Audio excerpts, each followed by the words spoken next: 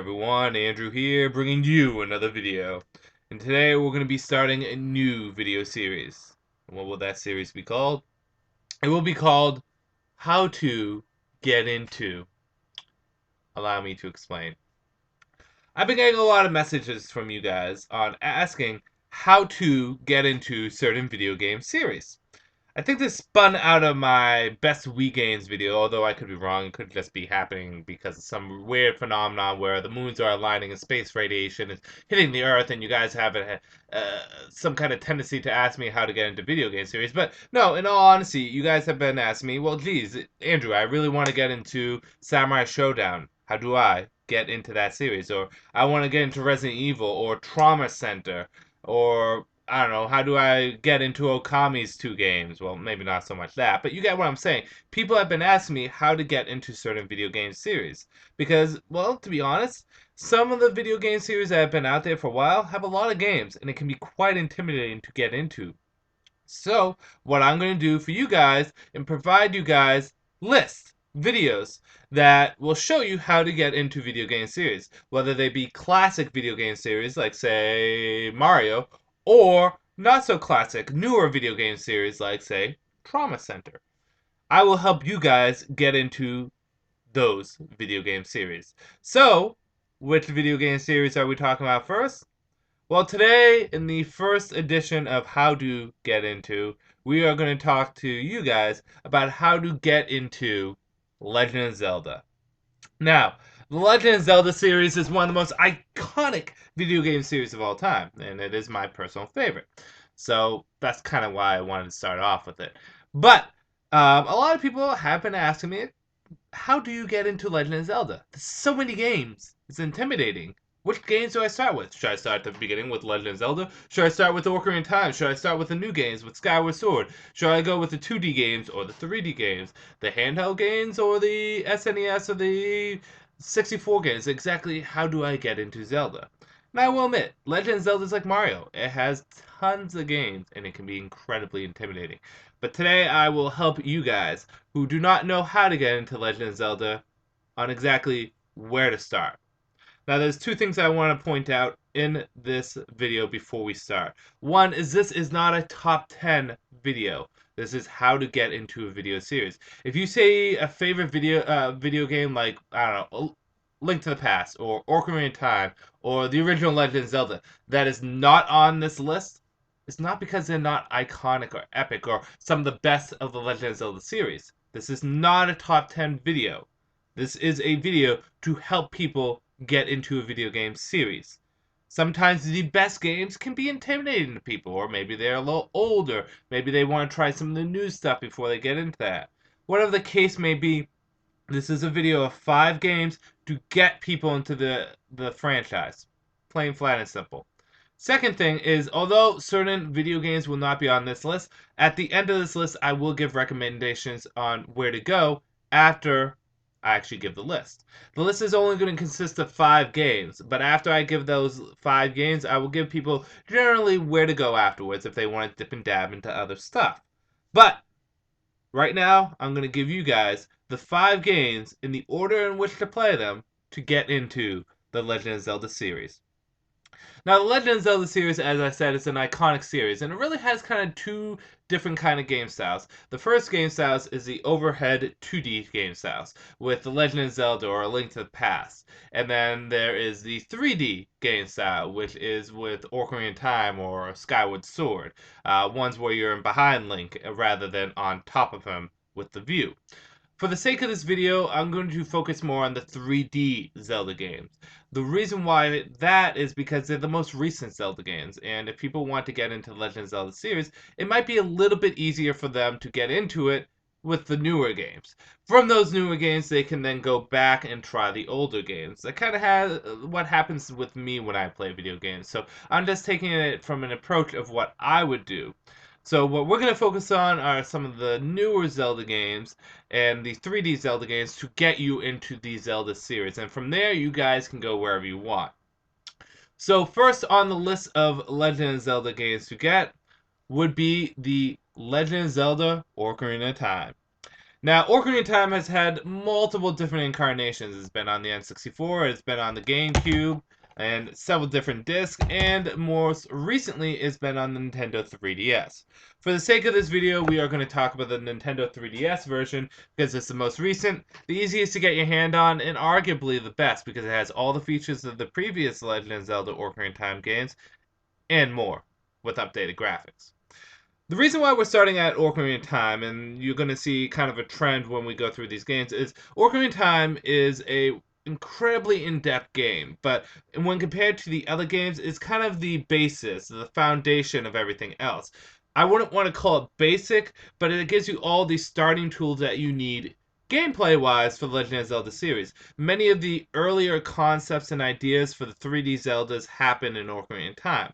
In addition to that, it's a great gateway into the Zelda universe. All the themes, characters, atmospheres, and enemies that you'll ever meet with your battles throughout Hyrule, you're going to see in Ocarina of Time. So not only does it give you the foundation of the 3D Zelda gameplay, but it's also going to introduce you to Hyrule in probably the most comfortable way. It's a great story, an epic journey, and like I said, you can get it on the N64, the GameCube, you can download it on the Wii, or you can play it on the Nintendo 3DS. I recommend getting the 3DS version. Like I said, it's the easiest to get your hand on. It has all the features, including the Master Quest, and it also has updated graphics. So it's probably visually the best for younger people that actually do care about graphics a lot. But Ocarina of Time is the starting point for your Legend of Zelda journey. After we play Ocarina of Time, we are going to take a step forward when it comes down to gameplay mechanics. Because, see, the thing about Zelda is always building on itself with the gameplay. It may add a few moves here, it may add some ideas there, but it's always building on itself. So the next game in the series that I recommend you to get in is a bit more of a challenging game, would be The Legend of Zelda Wind Waker for the GameCube. Now, Wind Waker takes everything gameplay-wise that Ocarina of Time has and just improved on it. Any glitches, any nicks here and there when it came down to gameplay that was in Ocarina of Time gets whitewashed away because everything gets streamlined here and everything gets cleaned up in the Wind Waker. Visually, the Wind Waker is a completely different art style, and another thing I want to do when getting you into Zelda is getting you into all the different art styles, from the cartoony art styles to the more realistic art styles. So Wind Waker is not only an improvement on Ocarina of Time when it comes down to gameplay and controls, but it also is a different kind of Zelda. It exposes you to a different kind of Legend of Zelda art style, which is very prevalent throughout the series. If you're gonna get into Legend of Zelda, you gotta kind of learn to live or love the art style of the cartoonic graphics, along with the more realistic stuff that we get from Ocarina of Time, Majora's Mask, Skyward Sword, Twilight Princess, so on and so forth. In addition to that, there is a much bigger open world with Wind Waker, and it's also kind of a spiritual sequel to Ocarina of Time because Ocarina of Time has two endings, one that's set in the past, one is set in the future. I don't want to confuse you, but this picks up the ending for Ocarina of Time in the future. What happens after Link goes back to the past? Because there is two timeline branches. So it's kind of a spiritual sequel. It has great solid gameplay, a huge open world, and it's definitely one of the most immersive Zelda games that you're going to get. So the next on the list would be Legend of Zelda Wind Waker. Now, again, I'm running with the themes of introducing you to different elements of Legend of Zelda universe when it comes down to art, atmosphere, characters, so on and so forth. And as you just saw, every time I introduce a new game, I'm going to introduce new gameplay options and the natural evolution. I don't want you to start off with a game that's so in-depth and then go back to a game like Ocarina of Time, which is a little bit more simplistic in terms. We are going to continuously improve on the controls and the functionalities that are given. So the next game we're going to jump on to is The Legend of Zelda Twilight Princess for either the Nintendo GameCube or the Nintendo Wii. Now, although I have my GameCube copy here, I have played the Wii version, so I can comment on both.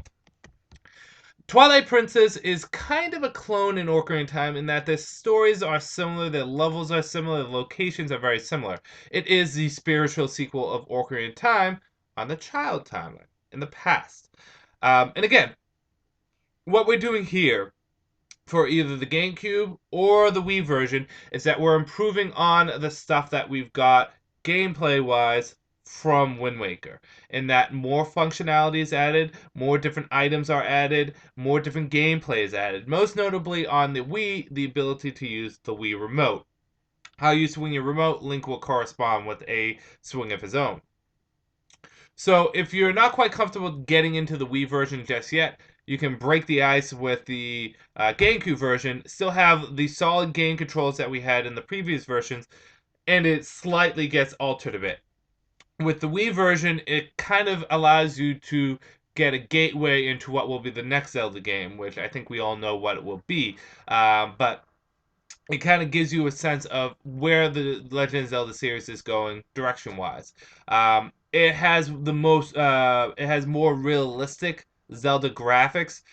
Where in Ocarina of Time we started off as kind of a very basic Zelda graphics. We went off into the cartoonish Zelda graphics with Wind Waker. Now we're going into the realistic Zelda graphics. Again, I'm trying to expose you to all the different atmospheres of Hyrule, all the different atmospheres of the Legend of Zelda series. So Twilight Princess does that to you. It's a very familiar game too, because again, it feels like that sequel to Ocarina of Time without actually being Ocarina of Time. However, when it comes down to the previous two Zelda games, it is the easier of the three that I mentioned thus far. The other two have a little bit tighter gameplay, a little bit tighter puzzles, and a little bit tighter when it comes down to the overall atmosphere of the game. This is also a good jumping on point if you can't get your hands on Ocarina of Time, because it's a little bit easier than the other two, but it is still a good game, and I recommend the next game in your evolution of Zelda play.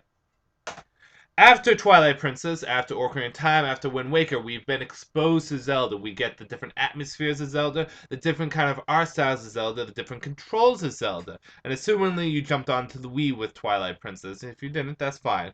But Zelda, if you look at the gameplay, has evolved throughout the years. More and more features have been added, and different gameplay has been added. So next, we're going to jump on to the Legend of Zelda Skyward Sword for the Wii. Now, Skyward Sword takes everything it learned from the previous three games and applies it here, streamlined it, and gives it great controls. Because with the Skyward Sword, where you move that Wii remote is where Link moves his sword. How you swing with that Wii remote is how Link swings with his sword. It's a completely different Zelda experience than what you had beforehand, but it's so familiar that it catches on quick. Right away, you're going to understand how the gameplay works, and it's easy to get into. Skyward Sword is arguably the more challenging of the games because, not necessarily for the controls, but because the levels challenge you a bit more. At least that's how I saw it. That's why I'm putting it a little bit later, even though it's the more recent of the games. I want you guys to get your feet dirty, get your hands dirty with the previous games, which are classic Zelda games, and then when you're ready, jump into Skyward Sword, which has the more advanced controls and also has probably the harder gameplay. That's why I wanted you to start with the other games first.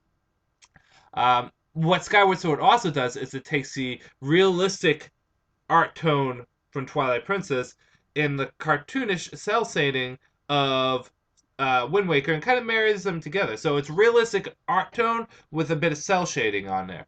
It looks like Link from Twilight Princess, but the art style is slightly changed, so it looks a little bit like Wind Waker also. So you're getting kind of the best of both worlds, and they do an excellent job of marrying them together. So far in our Legend of Zelda experience, we started off with Legend of Zelda Ocarina of Time, the basis of Hyrule when it comes down to controls, when it comes down to story, when it comes down to characters, when it comes down to atmosphere. Then we moved on to Wind Waker, which was a completely different experience, but again, it's taking the familiar controls, improving on them, and giving us different graphics. We then jumped on to Twilight Princess, which gave us, again, different graphics, different kind of art style, but it takes those controls and improves on them a bit and brings us back to the familiar Hyrule. And finally, they all cultivate up to Skyward Sword, which will give us the best controls that we've had, marries all the graphics together, and takes everything that we learned from the other three games and applies it to this game. Now, there's one more game on this list that I'm going to talk about. Um, we're going to talk about another handheld Zelda game. It's more of a traditional handheld Zelda game. And we're going to be talking about the Legend of Zelda Spirit Tracks, which is the last game that I think you should play to get into Zelda. Now, when I was thinking about all the different things that Zelda has to offer and all the different kind of game styles, this is probably one of the best games to play to transition you from the 3D Zelda of Twilight Princess, Wind Waker, and Ocarina of Time and Skyward Sword and bring you into that 2D atmosphere with A Link to the Past, Legend of Zelda, Adventure of Link's Awakening, Oracle Season Ages, so on and so forth. This game, it's kind of 3D, but it's also kind of 2D with the overworld. It has good controls with the stylus. You're going to really get into the controls and how to use it, and it's very easy to jump onto. It's a good story. It takes that cartoonish graphics of Zelda, but it looks good, it feels good, and it really is that transition. Once you're done playing with the 3D Zeldas, you play this, you can transition to the older or different Zelda games. So that is my list of Legend of Zelda games to pick up at first. Let's go over them again. Start off with Ocarina of Time. Any version, but I recommend the 3DS version. Jump onto Wind Waker afterwards. From there, go to Twilight Princess. After that, get Skyward Sword. And lastly, jump on to Spirit Tracks. Other games you should pick up in the series. If those games tickled your fancy, if they've done everything you wanted them to do, the other games I recommend you get are Legend of Zelda: A Link to the Past. Arguably the best of the 2D Zelda games. It is so immersive and so well done, a masterpiece in and of itself. Legend of Zelda: Majora's Mask, the true sequel to Ocarina of Time, probably the darkest and most touching of the Zelda games of its era. It really does offer a lot of gameplay and options to the player, and really is something that you should pick up. Legend of Zelda: Four Swords Adventures, a spiritual sequel of sorts to Four Swords and A Link to the Past, gives you completely different gameplay that you never had before with the Legend of Zelda series. And if you feel so obligated, go back quite a bit and play the original Legend of Zelda game. Really, after these games, you can go anywhere with the Zelda franchise. You had a bit of everything that you need, and if you're interested enough in the game series, you can go back and play the older ones. So, with that said, I'm going to end this video here. That is how you can get into Legend of Zelda. If you guys have a particular video game series that you would like me to talk about, and that I have played, on how for you guys to get into, well, I will help you out with that. Until then, I'm going to say peace out for now.